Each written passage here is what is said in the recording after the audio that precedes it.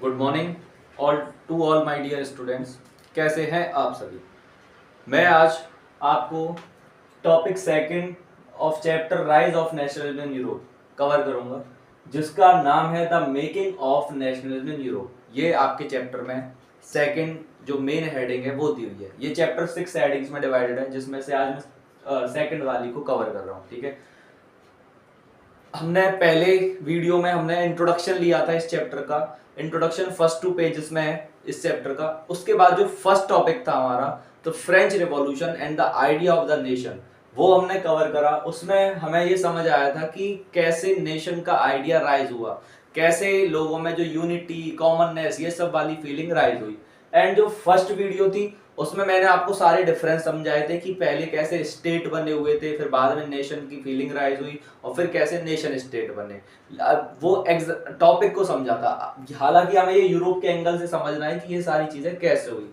यहां से ये चैप्टर शुरू होगा, जिससे आपको समझ में आएगा तो ये कि नेशनलिज्म वाली जो प्रोसेस है वो पूरे यूरोप के लेवल पे, पिछले टॉपिक में हमने केवल फ्रांस के लेवल पे समझा था।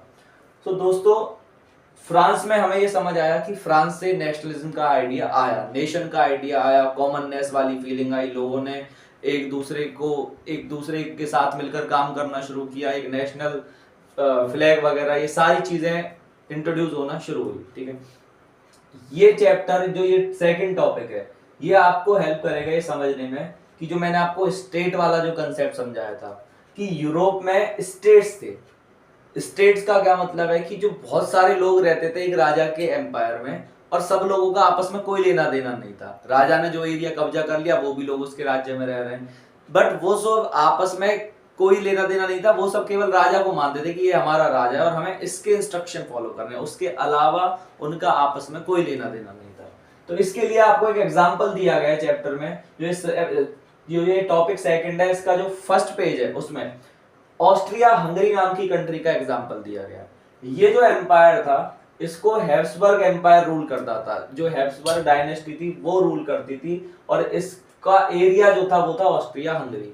यहां पर क्या होता था, यहां पर आपको डिफरेंस समझ आएगा कि जैसे एरिस्टोक्रेसी जो थी वो जर्मन स्पीकिंग वाली थी।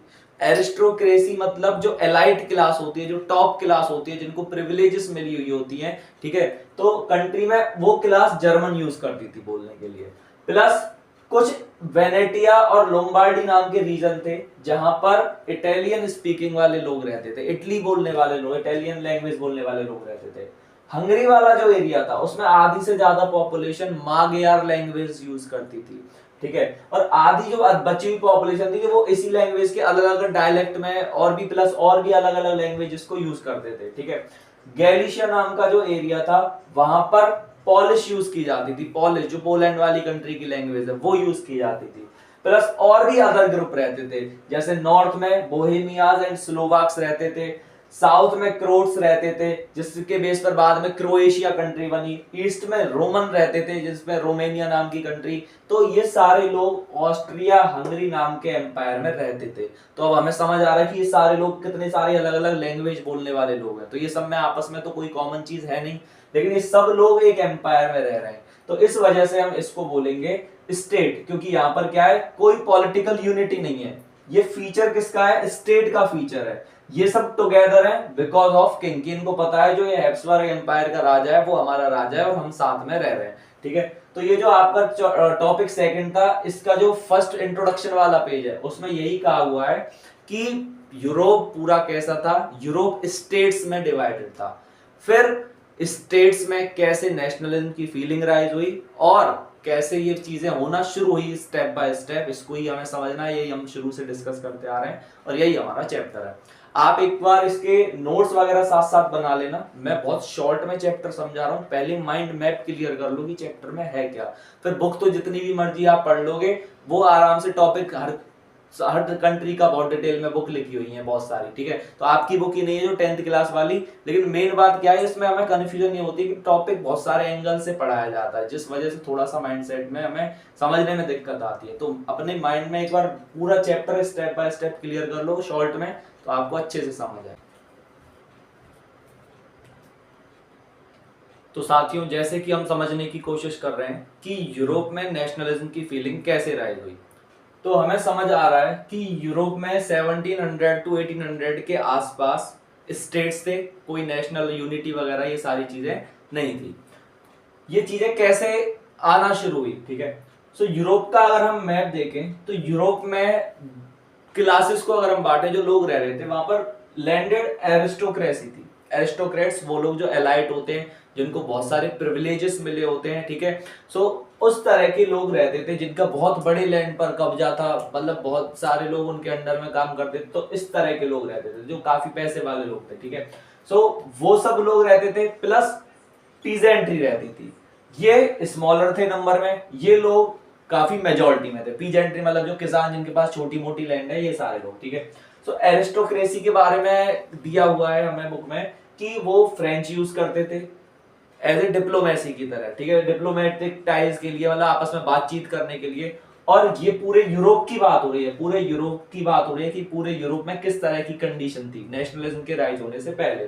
तो वहां पर एरिस्टोक्रेसी थी। फ्रांस वो लोग फ्रेंच लैंग्वेज वो यूज करते थे, और वो आपस में मैरिज वगैरह के टाइप से बंधे हुए थे। जैसे एक राज्य के जो एरिस्टोक्रेट ने दूसरे राज्य की एरिस्टोक्रेट लोग से शादी कर ली, ये इस तरह की कंडीशन थी। तो आपस में मैरिज के टाइप से बंधे हुए थे एंड आपस में रिलेशन था सबका, ठीक है। मेजॉरिटी पॉपुलेशन थी वो पीजेंट्री थी, किसान थे वो लोग, ठीक है। उनके पास छोटी लैंड थी, इस तरह के लोग वहां पर रह रहे थे। फिर क्या होता है दोस्तों, ये सोसाइटी का जो स्ट्रक्चर है ये कैसे चेंज होता है, जो कि हमारा सेकंड टॉपिक है 2.1। सेकंड टॉपिक का 2.1 पार्ट है aristocracy and the new middle class. जो एक नया इवेंट होता है जिसको बोलते हैं हम इंडस्ट्रियल ग्रोथ। इंडस्ट्रीज लगना स्टार्ट होती है, इंडस्ट्रियल रिवॉल्यूशन आता है इंग्लैंड में, ठीक है। मिड ऑफ 18th सेंचुरी में इंग्लैंड में एक इंडस्ट्रियल रिवॉल्यूशन आता है। ये अग्नि अराउंड 70-50 के आसपास, ठीक है। इस रिवॉल्यूशन से क्या होता है, मशीनें आना शुरू होती हैं, मशीनें लगना, फैक्ट्रियां लगना, इन सब की वजह से मशीनों से काम होता है। तो लोग छोटे मोटे लेवल पर भी लोग अपना बिजनेस स्टार्ट करते हैं, तो थोड़ा सा पैसा कमाना शुरू कर देते हैं। ये चीज फ्रांस और जर्मनी में प्लस अदर पार्ट जो यूरोप के थे वहां पर 1800 टू 1900 के बीच में डेवलप हुई, ठीक है। तो हम कह सकते हैं यूरोप के पूरे पार्ट में मिडिल क्लास बनना शुरू हो गए लोग, कुछ पैसे कमाने वाले लोग आने लग गए 1800 से 1900 के बीच में, ठीक है। यही हमारा टॉपिक है कि नई मिडिल क्लास आना शुरू हो गई।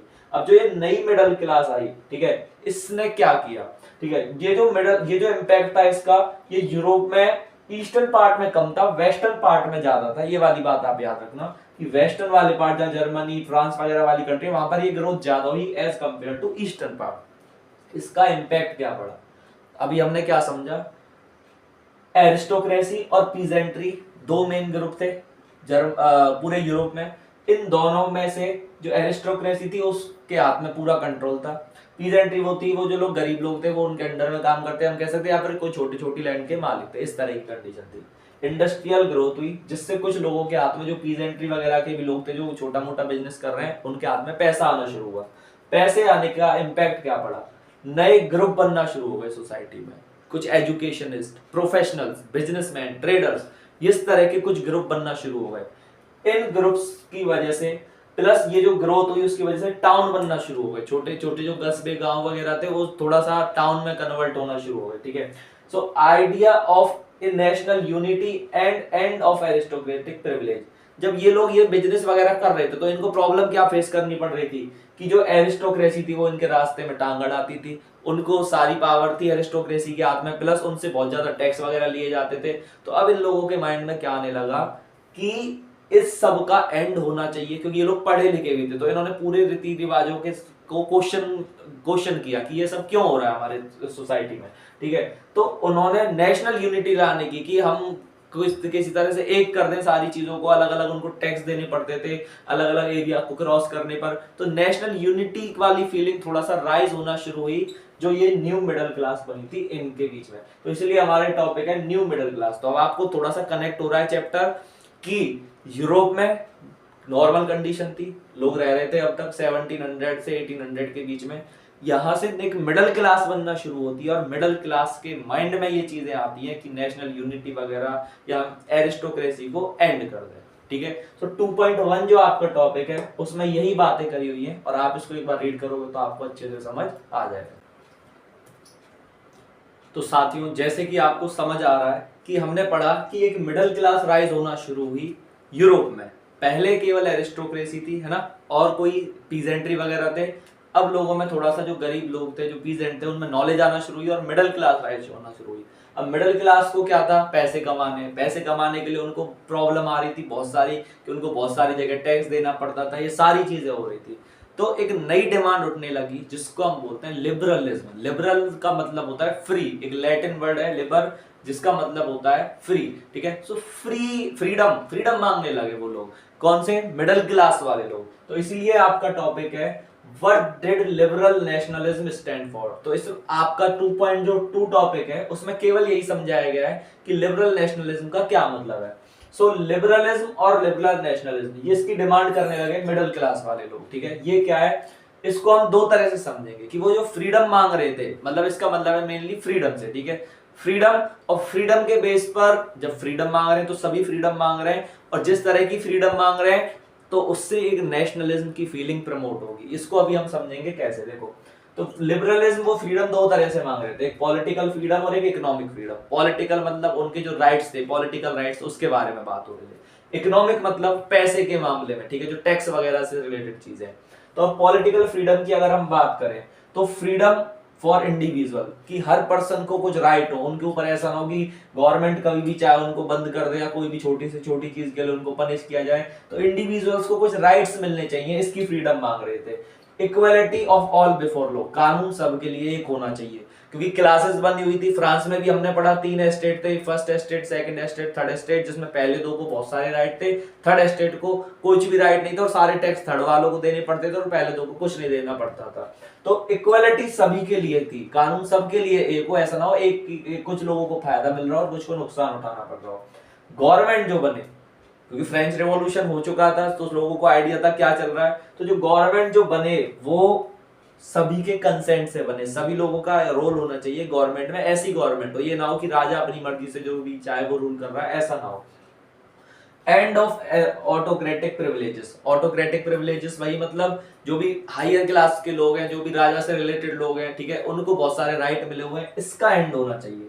Voting right of property holders, ये लोग का, हालांकि इस मामले में एक कॉन्ट्राडिक्टरी बात यह है, जो ये लोग चाहते थे कि प्रॉपर्टी जिनके पास है ना उन्हीं को वोटिंग का राइट मिले, सभी को वोटिंग का राइट ना मिले। ऐसा ही हमने फ्रांस में देखा था, जब फ्रांस में कॉन्स्टिट्यूशन बना था 1791 में, तो उनमें केवल 25 ईयर से ऊपर वाले लोगों को वोटिंग का राइट दिया और जिनके पास प्रॉपर्टी थी उनको वोटिंग का राइट दिया गया। एंड बाद में फिर कुछ टाइम के लिए जब वो रॉबेस्पियर का रूल आया था तो सभी को वोटिंग का राइट मिला, जितने भी मेल थे। फीमेल को तो खैर बाहर ही रखा गया था बहुत लंबे टाइम तक। और फिर बाद में नेपोलियन आया तो उसने फिर दोबारा से प्रॉपर्टी वाला सिस्टम, की जिनके पास प्रॉपर्टी है उसको ही वोटिंग का राइट मिलेगा, ये सिस्टम दोबारा इंट्रोड्यूस किया। यही लिबरल वाले लोग चाहते थे, ठीक है, इनका तो ये पॉलिटिकल लिबरलिज्म है इनका, कि पॉलिटिकली वो लोग ये चीजें सोचते थे। इस मामले में फ्रीडम चाहते थे मिडिल क्लास के लोग जो बन रहे थे, जो नए लोग आ रहे थे, ठीक है, उनका माइंडसेट ये था। इकोनॉमिक मामले में, पैसे से मामले में वो क्या सोच रहे थे, उनको था फ्रीडम ऑफ मार्केट, की मार्केट में हमें ट्रेड करने की, ये सारी चीजों की फ्रीडम मिले। ऐसा ना हो हम पर हर तरह की रिस्ट्रिक्शन लगी हो, बहुत सारे तरह के टैक्स लगे हो, ये चीजें नहीं होनी चाहिए। Abolition of state impose restriction, राज्य ने जो टैक्स लगाए हुए हैं, राज्य ने बहुत सारे तरह के टैक्स लगाए हुए थे कि एक इलाके से दूसरे इलाके तक जाने के लिए बॉर्डर पर टैक्स, ये टैक्स, वो टैक्स, ये सारे टैक्स खत्म होने चाहिए, ठीक है। और प्लस जो रिस्ट्रिक्शन थी, रिस्ट्रिक्शन भी बहुत सारी तरह की थी, कोई भी परमिशन लेना, ये सारी चीजें, लाइसेंस वगैरह होता होगा, तो वो सारी चीजों का अबॉलिशन हो, ठीक है। नेपोलियन ने एक कॉन्फेडरेसी क्रिएट की थी। जब नेपोलियन, हमने पढ़ा था कि 1804 से 1815 तक नेपोलियन का एज ए किंग रूल किया था, तो उसने जब जर्मनी पर वाले एरियाज में, जहां जहां जर्मनी बोली जाती थी, ऐसे 39 एरिया, तो उन सबको मिलाकर एक कॉन्फेडरेशन बना दिया, ठीक है। तो उसने उनको एक करा। क्यों एक करा? क्योंकि हमने पढ़ा था नेपोलियन ने प्रमोट किया था इकोनॉमिक को, उसने टैक्स वगैरह हटाए थे, तो उसने सारे इलाकों को एक कर दिया। हालांकि अलग अलग राज्य थे वो लोग 39, बट 39 राज्यों की एक इकोनॉमिक बेसिस पर एक कॉन्फेडरेशन बना दी कि उनको एक ही ग्रुप देखेगा और एक ही ग्रुप के अंडर में वो लोग 39 जो जर्मन कॉन्फेडरेशन वाले एरिया है वो रहेंगे, ठीक है। सो इसका फायदा, इसका ये क्यों किया गया? टैक्स इशू को सॉल्व करने के लिए, ठीक है। तो ऐसे ही ये लोग चाहते थे, लिबरल वाले लोग, कि ऐसा कुछ हो कि बार बार में टैक्स ना देना पड़े। अब यहाँ पर क्या होता था कि एक एरिया से दूसरे एरिया पर जाने लेके, जिसमें लिखा हुआ एम्सबर्ग से लेकर न्यूरेमबर्ग तक जाने के लिए 5% टैक्स प्लस बहुत सारे मतलब 11-12 बैरियर से गुजरना पड़ता था और हर पर 5% टैक्स देना पड़ता था। तो एक पर्सन जो व्यापार कर रहा है उसको इतना ज्यादा टैक्स देना पड़ेगा, तो सीधी सी बात है उसका प्रॉफिट बहुत कम होगा।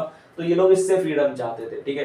प्लस एक प्रॉब्लम और थी, वो एक चीज में और यूनिटी चाहते थे कि डिफरेंट टाइप की मेजरमेंट की यूनिट थी। मतलब एक यूनिट का आप अगर एग्जांपल के लिए ले तो जैसे हम वहां पर लोग एलए नाम की एक यूनिट लेते थे मेजरमेंट के लिए, एलए का को क्लॉथ को मेजर करने के लिए लेते थे। अब एलए को फ्रैंकफर्ट में मेजरमेंट था कि अगर एलए यूनिट की फ्रैंकफर्ट में था मान्यता 54.7 सेंटीमीटर, कि अगर आप एलए एक एलए का मतलब है फ्रैंकफर्ट में 54.7 सेंटीमीटर।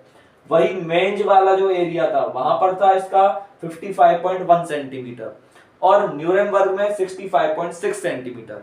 तो एक ही यूनिट की अलग अलग एरिया में अलग अलग मेजरमेंट है। अगर जैसे हम बात करें कि 1 मीटर में 100 सेंटीमीटर होते हैं, मान लो हम कह रहे हैं इंडिया में, पाकिस्तान में हो रहे हैं 1 सेंटीमीटर के 1 मीटर के 1000 सेंटीमीटर, तो ये अलग अलग हो गई। अब ऐसा छोटे छोटे डिस्टेंस पर जो एरिया थे उनमें अलग अलग मेजरमेंट का फर्क देखने को मिलता था। तो इसमें भी वो लोग यूनिटी चाहते थे। तो कुछ चीजों में यूनिटी लाना चाह रहे हैं, आपको समझ आ रही है। और नेशनलिज्म क्या है, किसको प्रमोट करता है, यूनिटी को। तो लिबरल नेशनलिज्म, लिबरल लोग जो कुछ इंप्रूवमेंट चाहते थे सोसाइटी में, उसने भी कहीं ना कहीं नेशनलिज्म को प्रमोट किया। तो इस जो टॉपिक है आप जब इसको पढ़ोगे तो लिबरल लोग जो मिडिल क्लास लोग थे, जो मिडिल क्लास लोग जो फ्रीडम चाहते थे, उसने प्रमोट किया नेशनलिज्म को। तो आपको ये टॉपिक यही बताएगा। इसको अच्छे से रीड करोगे तो आपको समझ आएगा। और बोर्ड पे आपने समझाई है तो इसको एक बार नोट बना लेना, तो कोई प्रॉब्लम।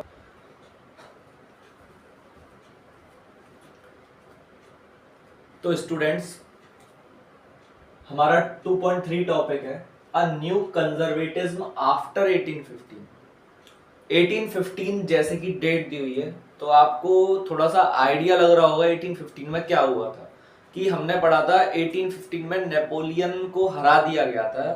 फ्रांस वाले चैप्टर में हमने फ्रेंच रेवोल्यूशन का मैंने जो टाइमलाइन लिखी थी आपकी जो पिछली वीडियो थी हमारी उसमें, तो उसमें हमें समझ आया था कि नेपोलियन को हरा दिया गया था। तो नेपोलियन को हराने के बाद कैसे कंजर्वेटिज्म आया, ये सारी चीजें देखते हैं। लेकिन अभी जो हमारा फ्लो चल रहा था चैप्टर का, तो आपको ये लग रहा होगा कि सीधा सीधा रिवॉल्यूशन चल रहा है, कि पहले यूरोप कैसा था, सारी केवल एरिस्टोक्रेसी थी और पीजेंट्री थी, मिडिल क्लास राइज हुई और फिर धीरे धीरे सब कुछ चेंज हो गया और नेशनलिज्म आ गया और कंट्रियां बन गई। नहीं, इतना सीधा प्रोसेस नहीं था, बीच में बहुत सारी रुकावटें आई हैं, ठीक है। हमारा जो यूरोप का जो ये चैप्टर है, जब हमने ये पढ़ा कि मिडिल क्लास राइज हो रही थी, नेपोलियन ने भी थोड़ा सा यूनाइट करने की कोशिश की, यूनिटी करने की कोशिश की, है ना। ये सारी चीजें नेशनलिज्म को कहीं ना कहीं प्रमोट कर रही हैं। बट अभी कोई कंट्रियां ऐसी बनी नहीं है नेशनलिज्म के बेसिस पर, ठीक है। नेशनलिज्म की फीलिंग आ रही है लोगों में। 1815 1700 से 1800 में अगर हम देखें, चलो पहले ये देखते हैं कि क्या होता है कि मिडिल क्लास राइज होती है, ठीक है। मिडिल क्लास राइज हो रही है, हमने समझा था। लिबरलिज्म वाली फीलिंग, फ्रीडम वाली फीलिंग लोगों के माइंड में, फ्री कराना है हमें अपने आप को, है ना। आजादी चाहिए, टेंशन फ्री चाहिए, ये सब नहीं चाहिए एरिस्टोक्रेसी वगैरह। और फ्रेंच रेवोल्यूशन वाला टॉपिक हो जाता है 1789 में, फ्रेंच रेवोल्यूशन हो जाता है, तो थोड़ी चीजें वहां से भी प्रमोट होती है। 1804 से 1815 तक नेपोलियन रूल करता है फ्रांस के ऊपर, उसका रूल चलता है। ये मैंने आपको टाइमलाइन में डिस्कस किया था, याद आ रहा होगा, नहीं आ रहा है तो एक बार दोबारा वीडियो देख लो पिछली वाली, जो इस चैप्टर का पिछला टॉपिक है, तो उससे आपको क्लियर हो जाएगा। 1815 में नेपोलियन 1815 तक आते आते यूरोप में बहुत सारे एरिया को कब्जा कर लेता है। बाकी कंट्रियों को चिंता होने लगती है कि कहीं ये ऐसा ना हो कि सारे यूरोप पर ही कब्जा कर ले। नेपोलियन का सपना भी होता है पूरे यूरोप पर कब्जा करने का, बट ऐसा नहीं होता।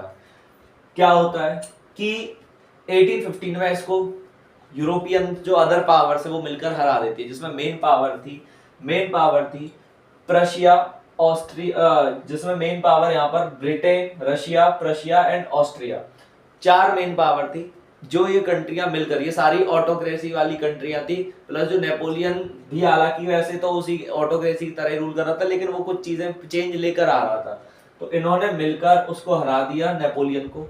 एंड में ट्रीटी साइन होती है ट्रीटी ऑफ वियना। ये क्या है? वियना एक प्लेस है ऑस्ट्रिया में, यहाँ पर एक ट्रीटी साइन होती है। इस ट्रीटी को में हेड होते हैं ऑस्ट्रिया के जो चांसलर होते हैं ड्यूक मेटरनिक, वो इस ट्रीटी के हेड होते हैं। याद रखना, ट्रीटी ऑफ वियना एक बहुत इंपॉर्टेंट रोल प्ले करती है और ये बोर्ड के एग्जाम्स में इससे क्वेश्चन जरूर पूछा जाता है। तो ट्रीटी ऑफ वियना क्या है? ऑस्ट्रियन चांसलर हेड करते हैं। इसमें मेनली 4 कंट्रियां पार्टिसिपेट करती हैं। 1815 में ये ट्रीटी होती है। इस ट्रीटी का रिजल्ट क्या निकलता है? मेनली ये ट्रीटी हमें पता है फ्रांस हारा है, फ्रांस पे नेपोलियन का रूल था, बाकी सारी कंट्रियां उसके अगेंस्ट लड़ी रही थी। तो ये सारी कंट्रियां मिलजुल कर कुछ एरिया बांट लेते हैं। फ्रांस ने बहुत सारे एरियाज पर कब्जा करा था, तो उसके एरिया को एक तो लिमिटेड कर देते हैं। फ्रांस अपनी बहुत सारी टेरिटरी लॉस्ट कर देता है।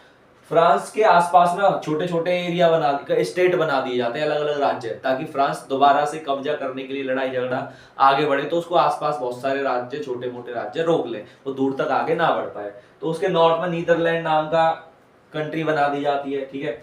उसके साउथ में जेनेवा नाम की कंट्री एस्टेब्लिश कर दी जाती है।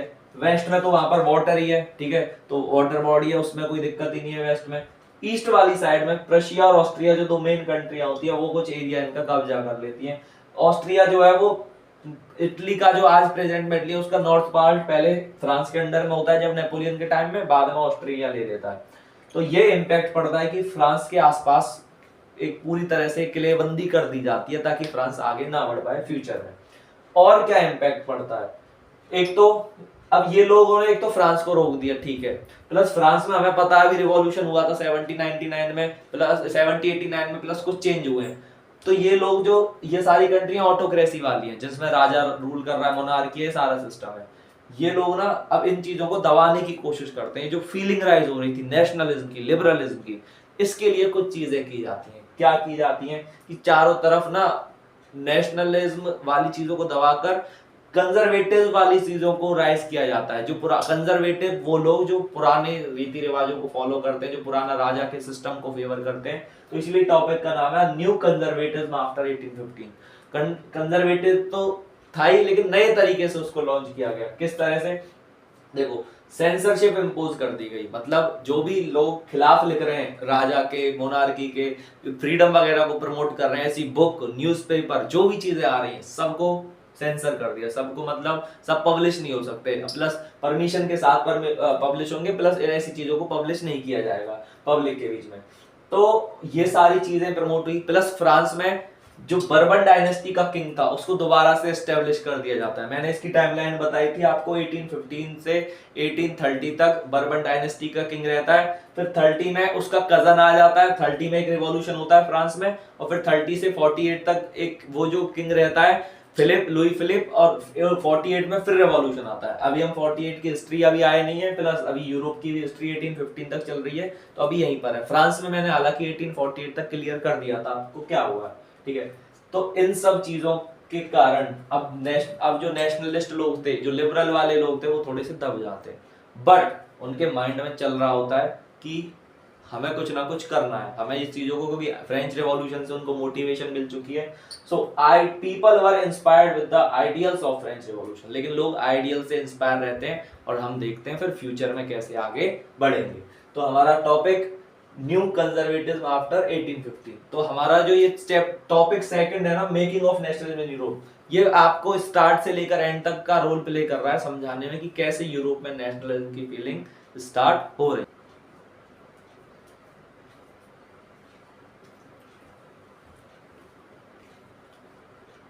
तो दोस्तों हम आ चुके हैं टॉपिक 2.4 पर, द रिवॉल्यूशनरीज टॉपिक का नाम है, ठीक है।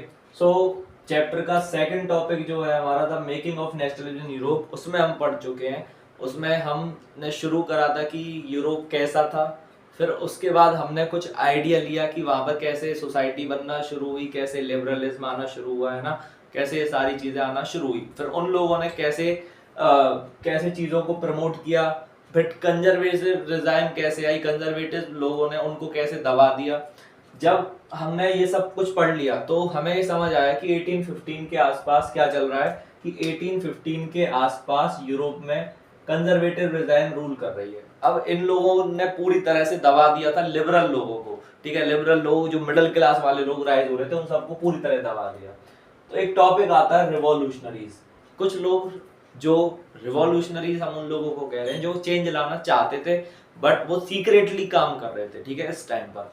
जिसमें से एक एग्जांपल है ग्यूसेपे मैज़नी, जो कि आप आगे इटली वाला टॉपिक आएगा उसमें भी पढ़ोगे और आप यहाँ पर भी इसको कवर कर रहे हैं कि रिवॉल्यूशनरीज इन लोगों को सीक्रेटली ट्रेनिंग दी जा रही थी, सीक्रेटली बहुत सारी सोसाइटीज बनी हुई थी, ठीक है।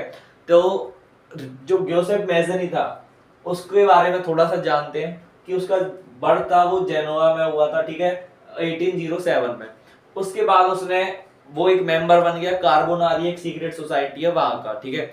उसके बाद इसने एक लेगोरिया में एक अपना 1831 में कुछ रिवॉल्यूशन करने की कोशिश की बट ये सक्सेसफुल नहीं रहा, इसको वहां से हटा भेज दिया गया कहीं पर एक सीक्रेट जगह पर। वहां से भी इसने अपना काम जारी रखा और इसने 2 सोसाइटीज बनाई, यंग इटली बनाई मर्साइल्स में और यंग यूरोप बनाई बर्ने में। इन दोनों का नाम याद रखना कि ग्यूसेप मैज़नी ने कौन सी 2 सोसाइटीज बनाई, ये बहुत इंपॉर्टेंट टॉपिक भी है आपका, है ना। तो ये सोसाइटीज का मतलब क्या है, ये सोसाइटीज काम कर रही है, इसमें मेंबर होंगे लोग, विजन है, धीरे धीरे चीजें मतलब आगे बढ़ रहे हैं अपना। अभी इन्होंने कुछ करा नहीं है बहुत बड़ा चेंज, लेकिन ये करने के लिए आगे बढ़ रहे हैं क्योंकि कंजर्वेटिव रिजाइम अभी चल रही है और तो ये मिडिल क्लास वगैरह वाले लोगों का अभी कुछ हो नहीं रहा है, ठीक है। नेशनलिज्म वाले लोग, मिडिल क्लास वाले लोग, तो ये सब लोग अभी दबे हुए हैं सोसाइटी में, ठीक है। तो इसका विजन क्या था, इसका विजन था कि इटालियन जो स्पीकिंग रीजन थे उसको यूनिफाई करना है। इटली जितने एरिया में बोली जाती थी वो सारे इटली वाले लोग, रीजन वाले लोगों पर बहुत सारे अलग अलग राज्यों में बटे हुए थे, ठीक है। तो उन सारे रीजन को यूनिफाई करके एक इटली नाम की कंट्री बनाना जो Italian speaking region, Italian language speaking के बेसिस पर होगी, ठीक है। तो ये इसका विजन था। तो इसका था, इसको था कि ये करना ही है, भगवान का भी यही चाहते हैं कि ये हो, तो इसका ये माइंडसेट था। मेटरनिक जो ऑस्ट्रियन चांसलर था वो इसको विरोधी मानता था नेशनलिज्म का, तो उसने एक स्टेटमेंट भी दी थी कि he is the most dangerous enemy of our social order, कि जो हमारा जो पूरे यूरोप का सोशल ऑर्डर है उसका एक बहुत डेंजरस एनिमी है जिसका नाम है ग्यूसेपे मैज़नी। तो मैज़नी के बारे में ये जानना अभी इंपॉर्टेंट है, प्लस आगे भी ये टॉपिक आएगा मैज़नी का, तो आपको वहां भी ये चीजें कवर होंगी, ठीक है। तो आपका इसके साथ ही टॉपिक सेकंड होता है खत्म, the making of nationalism in Europe, ठीक है। इसके बाद अब हम टॉपिक थर्ड पढ़ेंगे और टोटल 6 टॉपिक है आपके इस चैप्टर में।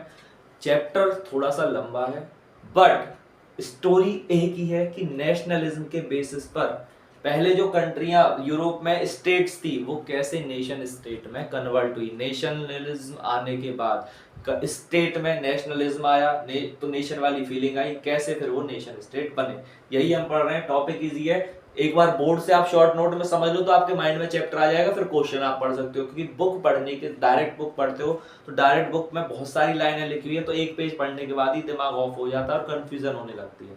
तो मैं शॉर्ट नोट से जो आपको पढ़ा रहा हूँ सारी स्टोरी वही कवर हो रही है, इंपॉर्टेंट बातें सारी आ रही हैं इसमें, तो आपको यहाँ से बेटर समझ आएगा। और साथ में अगर आप पहले ही समझने के बाद अच्छे से बुक पढ़ लोगे तो आपका टॉपिक क्लियर हो जाएगा। थैंक यू दोस्तों।